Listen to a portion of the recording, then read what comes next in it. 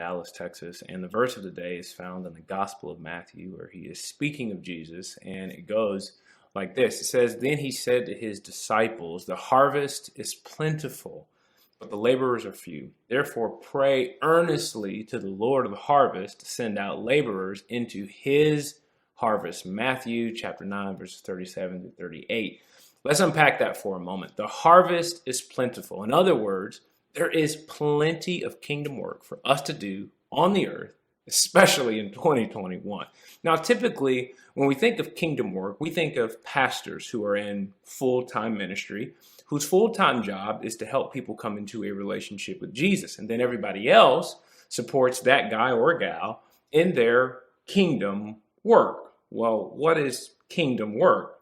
I think kingdom work is letting the world we live in know that there's hope for the future despite everything they read and see.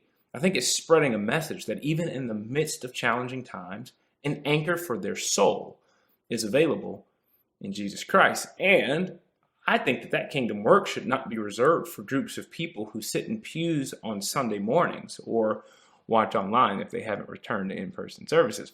But I'd argue the kingdom work, the one Jesus explains as the work being greater than the workforce, is needed in our schools, our sports teams, our jobs, neighborhoods, and perhaps our homes. And I believe that the words of Jesus are an invitation for all of us to be engaged laborers and ambassadors for Jesus wherever we go.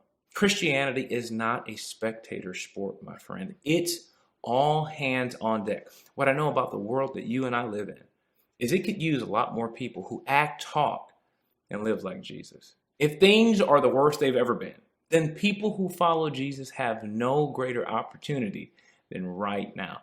I believe God is raising up a group of people who don't play small or pray small.